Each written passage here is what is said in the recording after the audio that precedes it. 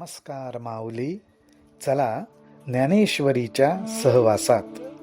ज्ञानेश्वरी अध्याय 2 348 ते 354 ह्या ओव्यांच्या सहवासात आपण जाऊ. ज्ञानोबा राय आपल्याला अनेक गोष्टींविषयी माहिती देत आहेत आणि त्या अत्यंत महत्त्वाच्या गोष्टी आहेत. त्या गोष्टींचा विस्तार पुढे ज्ञानेश्वरीत येणारच आहे.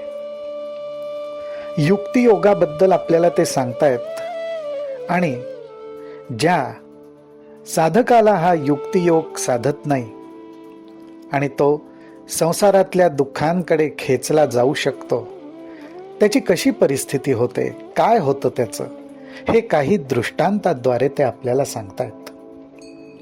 ज्ञानोबा राय दृष्टांत देतात. पाणी आहे आणि पाण्यावर तरंगणारी एक नाव आहे. छानपैकी ती पाण्यावर तरंगते आणि त्याच वेळी वारं जोर धरतं.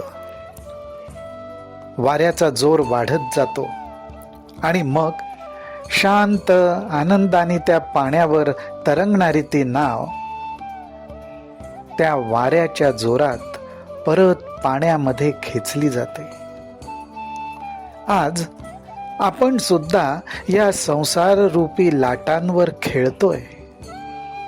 जो खेळ आपल्या वाट्याला येईल तो आपल्याला खेळावा लागतो आणि एकदम वारं व्हायला लागतं आणि या संसार रूपी समुद्रात आपण कुठे खेचले जातो ते आपल्यालाच कळत नाही. पण हे वारं कुठल्या गोष्टींचं वाहतं, साधकाच्या दृष्टीने ते समजावून घेणं फार आवश्यक आहे. तर हे वाहणारं वारं विचार आणि वासना यांच्या रूपाने वाहतं. अर्थात आपण त्याला विचार आणि इच्छाही म्हणू शकतो. समानार्थीच शब्द आहेत. थोडक्यात सांगायचं झालं तर विचार, इच्छा, वासना, विकार अनेक रूपाने हे वारं वाहतं आणि आपलं जीवन अस्थिर करून सोडतं. आज इंद्रियांची धाव ही विषयांकडे असतेच. ही इंद्रिय कशी आहेत तर ह्या संपूर्ण देहाला जोडली गेलेली आहेत. नाव कशी असते तर किनाऱ्यावरती स्थिर राहण्याचा प्रयत्न करत असते. इंद्रिय सुद्धा या संपूर्ण शरीराला धरून स्थिर राहण्याचा प्रयत्न करत असतात. परंतु वेगवेगळे विषय, विचार, विकार, इच्छा ह्याचा वारा मनात सुटला की इंद्रियांची चुळबुळ सुरू होते आणि ती चुळबुळ सुरू झाली की हे मन बुद्धीला सुद्धा ओढून घेतं, खेचून घेतं आणि मग शरीर, मन, बुद्धी संपूर्णपणे त्या वादळात सापडतात. ज्ञानोबा राय म्हणतात, इंद्रिये जे जे म्हणती ते तेची जे पुरुष करीती, ते तरलेची न तरती विषय सिंधू.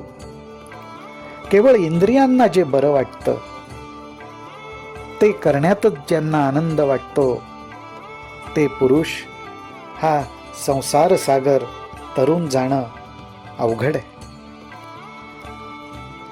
या ठिकाणी हा दृष्टांत आहे.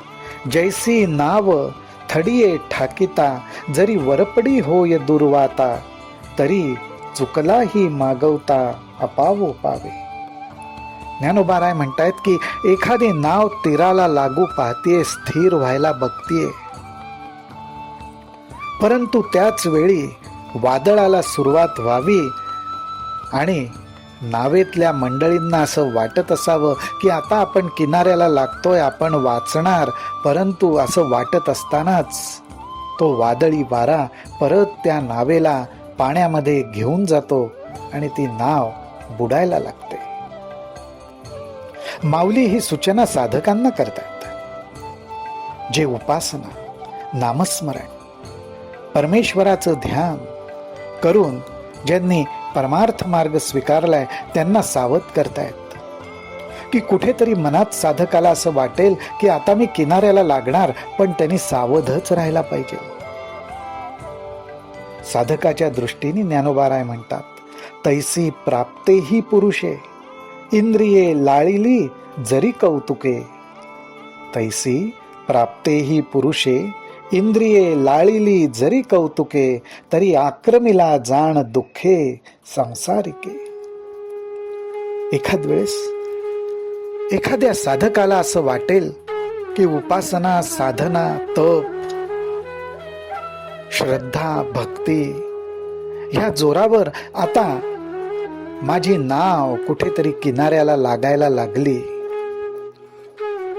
आणि त्या आनंदात, त्या अनुभवात चुकून जर का त्यांनी आपल्या इंद्रियांचे लाड केले तर जणू काही किनाऱ्याला लागणारी नाव वादळात सापडून तिची जशी अवस्था होऊ शकते तशी अवस्था त्या प्राप्त पुरुषाला अर्थात त्या साधकाच्या वाट्याला येऊ शकते.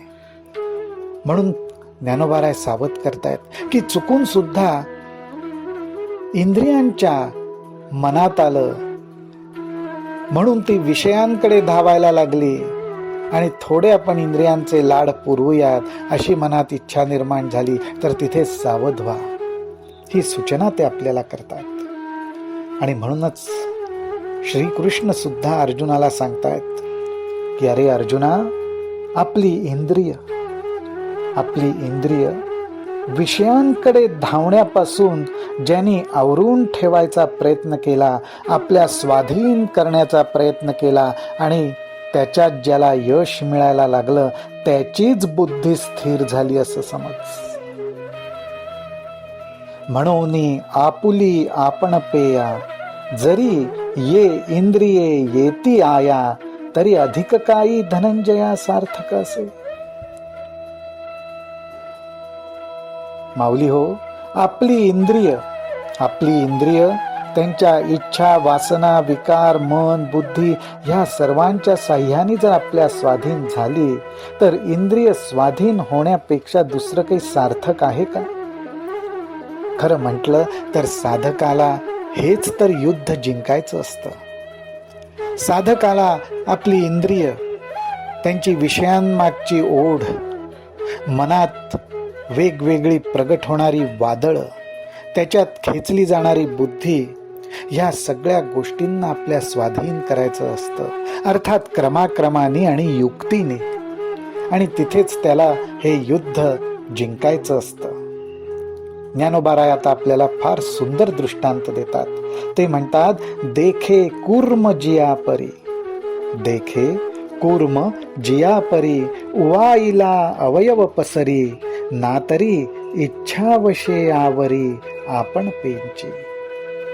तैसी इंद्रिये आपैती होती, तैसी इंद्रिये आपैती होती, जयाचे म्हणितले करती, तयाची प्रज्ञा जाण स्थिती पातली असे. अर्थात ज्याप्रमाणे कासव आपल्या पाशी आपले अवयव लपवतं, पण जेव्हा त्याला इच्छा होते म्हणजेच आवश्यकता असते त्याच वेळी ते अवयव परत पसरवतं, योग्य वेळी परत ते आपल्यापाशी लपवतं.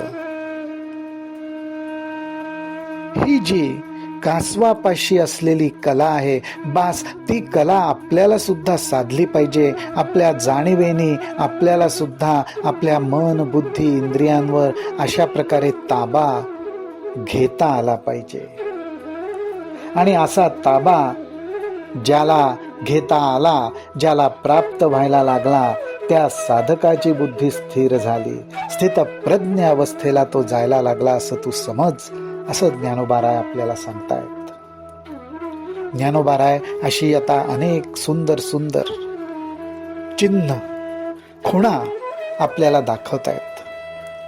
ज्ञानोबाराय म्हणतात, आता आणिकही एक गहन पूर्णाचे चिन्ह, अर्जुना तुझ सांगेन परीसपा.